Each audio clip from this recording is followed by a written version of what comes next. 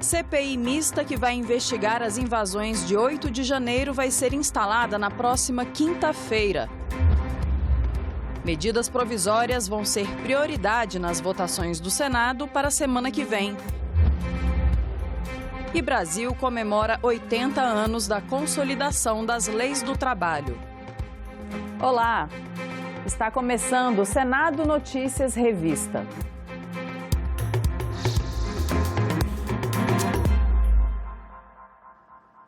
Já tem data marcada a instalação da CPI mista que vai investigar as invasões às sedes dos três poderes em 8 de janeiro.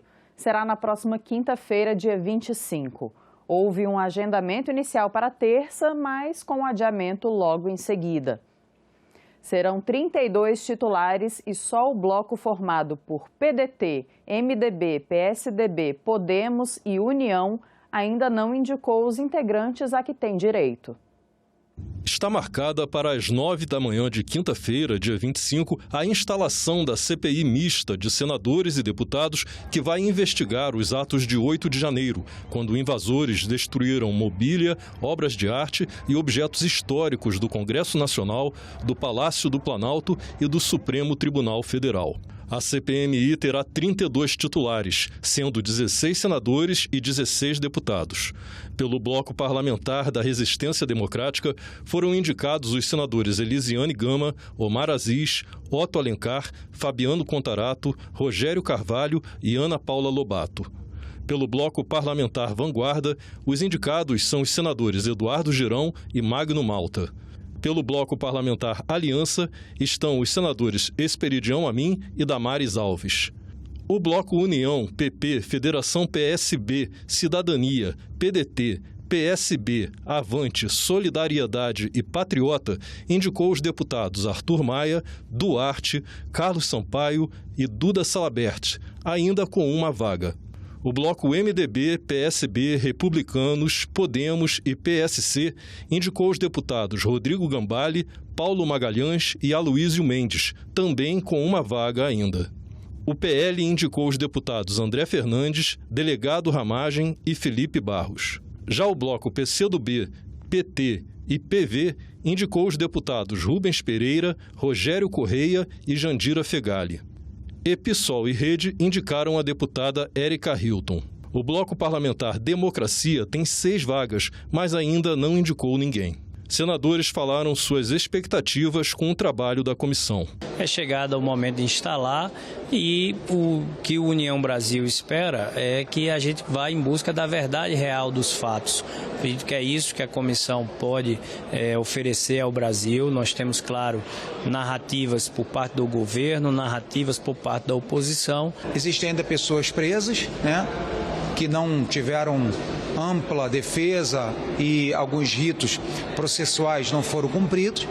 Então, existe um clamor popular, independente de ser Lula ou de ser Bolsonaro, de que essa CPMI investigue e traga a verdade à tona para que a população seja bem informada. Líderes de partidos e de blocos se reuniram com o presidente do Senado na quinta-feira para definir a pauta da próxima semana. Os parlamentares têm até o fim de maio para votar medidas provisórias editadas no fim do governo Bolsonaro para evitar a perda da validade. Foi pautada por uma preocupação do presidente com as 2 semanas que vêm, porque as medidas provisórias editadas no governo Bolsonaro e já medidas provisórias editadas no governo Lula terão que ser apreciadas até o final de maio ou até a primeira semana de junho. Então ele pede um esforço de presença, porque todas as matérias vão exigir o voto presencial. E também autoridades, Inclusive em função das autoridades que estão faltando na CREA, ele suspendeu a sessão de hoje para que a gente possa sabatinar na CREA a última leva de indicados a embaixadas para que isso tudo seja pronto na semana que vem. Na próxima terça-feira já se define a Comissão de Esportes, que será criada exatamente para investigar imediatamente a questão da manipulação de resultados de futebol. Eu fiz um argumento, o senador Portinho concordou comigo, e que a cada dia as denúncias são mais graves. Agora uma vem de Goiânia, em que o jogador confessou na Polícia Federal que ele recebeu R$200 mil de um apostador e pagou um zagueiro para cometer um pênalti. Nós temos uma já votada na comissão, que é a questão da Minha Casa Minha Vida, e os outros ainda dependem da aprovação da Câmara para vir para cá, mas temos que votar isso antes para não caducar, né? Antes do prazo. As lideranças, cada um foi pontuando algumas coisas. Eu acho que a questão mais importante é a questão do marco do saneamento, que estamos buscando. Nós somos oposição, mas precisamos ser uma oposição propositiva e não irresponsável. Então, conversamos ali junto com o senador Jacques Wagner, que é o líder do PT no Senado, que está se negociando eventualmente alterar o decreto ou passar aqui pelo próprio Senado, mas para dar celeridade seria melhor que o governo, assim nós entendemos, substituísse ali os artigos que nós entendemos que estão conflitando com as leis que foram aprovadas pelas duas casas. Fizemos um balanço da dedicação essa próxima semana para as medidas provisórias, né? Nós temos agora o prazo das 2 semanas próximas, várias medidas provisórias vencerão no final de maio e início de junho, então vamos dedicar todo o esforço para que a gente possa aprovar, apreciar e aprovar todas as medidas provisórias. Nesta semana, o Senado aprovou o fim do limite para dedução no imposto de renda de despesas com royalties de empresas do setor de sementes. Atualmente, as chamadas sementeiras não podem descontar todos os valores pagos a título de royalties ou licença de uso de tecnologia. A proposta seguiu para a sanção. O projeto de lei dá às empresas multiplicadoras de sementes a possibilidade de deduzir no imposto de renda da pessoa jurídica o valor referente ao pagamento aos fabricantes de royalties e licenças de uso de tecnologia de transgenia ou de cultivares. Como hoje há um limite para essa dedução, o valor acaba sendo repassado ao preço final, pago pelos produtores rurais, configurando uma espécie de bitributação. O texto autoriza a dedução dos pagamentos feitos a título de royalties a empresas com domicílio no país e sem vínculo societário com a empresa pagadora. Com isso, o Brasil vai ficar mais competitivo na exportação da soja, vai ficar mais competitivo no mercado interno. Isso vai ser de grande valia para a sociedade brasileira. Vem trazer justiça a esse setor que é tão importante. Nós temos que reduzir o custo para os nossos produtores. Incentivar o uso de sementes de alta qualidade, semente certificada, evitar a questão do contrabando, e isso é muito importante. Esse projeto vai beneficiar o consumidor brasileiro, não apenas o produtor rural, porque essa bitributação, os royalties pagos pelos produtores de soja, pelas indústrias produtoras de sementes também, é muito grande. Os senadores também aprovaram um pedido de empréstimo internacional no valor de $300 milhões para a Companhia de Saneamento Básico do Estado de São Paulo. As senadoras e os senadores que aprovam permaneçam como se encontram. Aprovada, a matéria vai à promulgação. Os senadores aprovaram também a indicação de embaixadores do Brasil no Egito, na França, nos Estados Unidos, na Argentina, na Santa Sé e na Índia. Nomes para compor a Organização Civil Internacional e a Organização das Nações Unidas também foram aprovados. Foram confirmadas ainda indicações para o Departamento Nacional de Infraestrutura, o DENIT, e para a Agência Brasileira de Inteligência, a ABIN. O ministro das Cidades, Jader Filho, disse que os decretos do governo que mudavam o marco do saneamento foram editados para evitar que mais de 1.000 municípios das regiões Norte e Nordeste ficassem sem recursos públicos por não terem aderido à prestação regional dos serviços. Jader foi ouvido em reunião conjunta das Comissões de Desenvolvimento Regional e de Infraestrutura. O saneamento básico no Brasil é um problema de longa data. Só 83% da população do país tem acesso à água potável. A coleta de esgoto chega para apenas 53,2%. Já o tratamento de esgoto beneficia menos da metade dos brasileiros, 46,3%. O marco do saneamento aprovado pelo Congresso em 2020 é uma tentativa de melhorar esses índices, buscando atrair o capital privado. A lei estabeleceu metas para 2033. 99% com água potável, 90% com coleta e tratamento de esgoto. Para explicar os planos do governo sobre saneamento, o ministro da Cidade, Jader Filho, foi ouvido pelas comissões de desenvolvimento regional e de infraestrutura. Uma das maiores deficiências do Brasil que nós deixamos no esquecimento foi exatamente cuidar do saneamento das nossas cidades. É uma área que nós precisamos avançar muito. Jader Filho acabou tendo de explicar os decretos do governo que tentavam mudar o marco do saneamento, abrindo espaço para as empresas estatais e estaduais serem contratadas sem licitação. Um decreto legislativo suspendendo a medida do Executivo foi aprovado pela Câmara e agora está em análise no Senado. O ministro disse que o governo não é contra o marco do saneamento e que a única intenção foi garantir recursos públicos para mais de 1.000 municípios. Se não fosse feito nada, no dia 31 do mês de março desse ano de 2023, se nós não fizéssemos alteração nos decretos, 1.113 municípios ficariam impossibilitados de receberem recursos públicos federais. Fundamentalmente das regiões Norte e Nordeste, esse recurso eu não poderia fazer. Estaria bloqueado, estaria limitado até o dia 31 de março aqueles municípios que não fizeram o processo de regionalização. Nós estamos falando de mais de 100 contratos ou de projetos que estão sendo sobrestados em função dessa insegurança jurídica gerada pelos decretos que o governo emitiu. Há uma preliminar de forma. E aí eu acho que o governo ele erra na mão na hora em que utiliza esse instrumento e não os instrumentos que a Constituição lhe assegura, que poderia ter sido uma medida provisória ou um projeto de lei.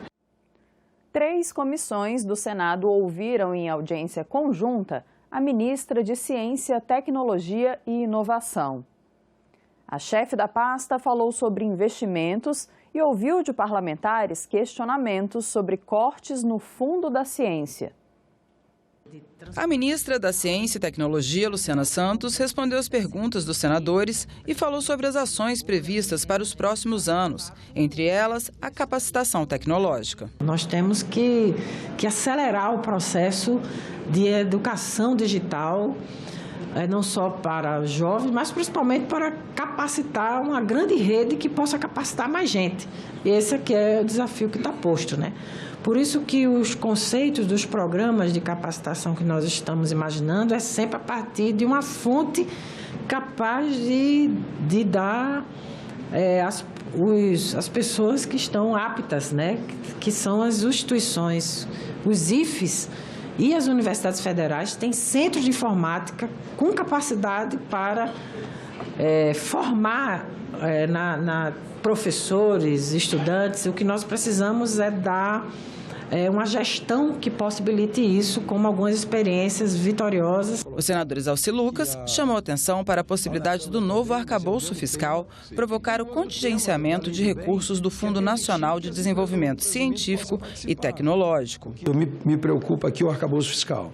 Então, eu queria que os técnicos, todo mundo analisasse assim, com a lupa, não é? Porque foi excluído aqui, né, da questão do contingenciamento, do limite aqui, vários pontos. Não está explícito a questão do FNDCT. Então, dá margem a interpretar que o FNDC poderá ser contingenciado. Então, a gente tem que ter um cuidado muito grande. Eu peço que no Ministério também analise isso, com o líder do governo, que também sempre foi um defensor da ciência e tecnologia, para que não dê margem nenhuma de contingenciamento. Nós sabemos a importância disso. Para nós, a história de contingenciamento, né, Tereza, na regra fiscal, está sendo colocada pelo parlamento lá na Câmara, né? Para nós, e a orientação do presidente Lula a todos nós, é acabar com essa história de gasto e falar em investimento. Um exemplo, não é, Luciana? É o que aconteceu na ciência e tecnologia, que o próprio Exalci aqui reconheceu. No passado, foi retirado com a MP 1136 4 bilhões de reais do Fundo da Ciência e Tecnologia. do PLN 1, Luciana, sob vossa orientação e sob a orientação, sobretudo, do presidente Lula, nós recompusemos. O senador Rodrigo Cunha questionou a ministra sobre os investimentos da pasta para a disseminação da internet. Nós temos hoje no país um satélite que tem possibilidade de levar a internet a todos os locais do território nacional. Internet de banda larga de alta velocidade. O governo anterior tinha um programa chamado Wi-Fi Brasil. Era uma forma de levar esse acesso para as pessoas. Minha pergunta é, existe hoje dentro do ambiente governamental uma política pública voltada para universalizar a internet? E se esse satélite, que inclusive a informação que eu tinha, ele era muito subutilizado, ele tinha uma capacidade muito maior de alcance, se ele vai ser turbinado para permitir com que as pessoas tenham acesso à internet? Todos os programas que funcionaram, que têm resultados e que produziram, portanto, um interesse público e fizeram com que a gente viabilizasse, né, uma infraestrutura na conectividade, nós não vamos abrir mão. Pelo contrário, nós queremos ampliar. Neste mês de maio, o país comemora os 80 anos da consolidação das leis do trabalho. Só na reforma de 2017, a legislação sofreu mais de 100 alterações. Parlamentares e governo estão em busca de atualizações para adaptar regras às novas profissões.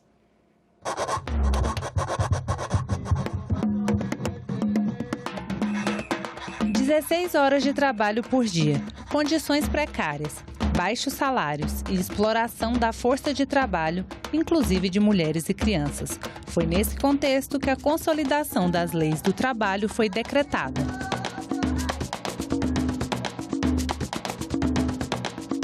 Criada em 1943 pelo então presidente Getúlio Vargas, a CLT foi um dos primeiros instrumentos de inclusão social no Brasil. Ela reuniu regulamentações sobre a jornada de trabalho, descanso semanal remunerado, férias e organizações sindicais. O anúncio foi feito da sacada do Palácio do Ministério do Trabalho, no centro da antiga capital, Rio de Janeiro. O trabalhador brasileiro possui hoje o seu Código de Direitos, a sua Carta de Emancipação Econômica.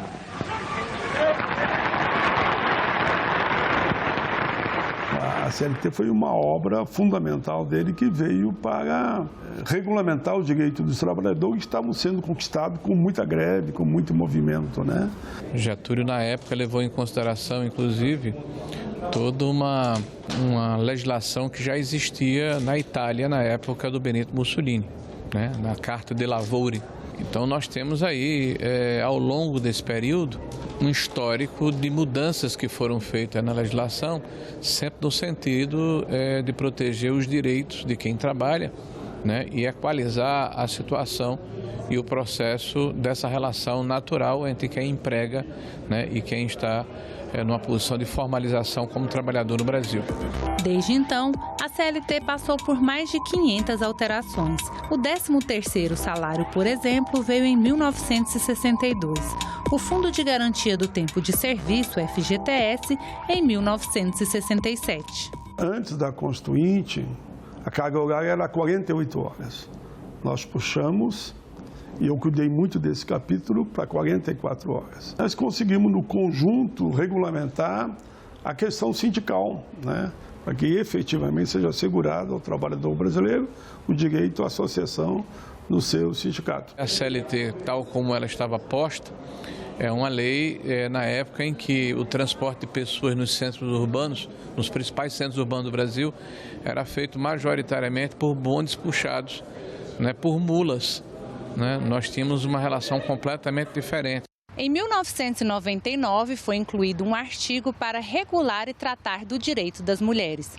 Em 2002, veio a extensão da licença maternidade de 120 dias, também para mães adotivas. Em 2011, foi aprovada uma lei que regulamenta o trabalho à distância. Mas foi com a reforma trabalhista de 2017 que aconteceram as mudanças mais profundas. Eu vou abrir o painel e vou botar em votação.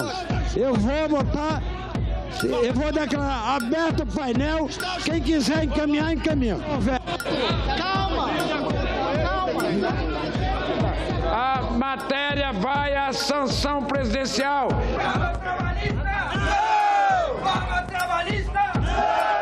A nova lei deu maior peso às negociações coletivas entre patrões e empregados, permitiu a divisão de férias, criou o trabalho intermitente e acabou com a contribuição sindical obrigatória.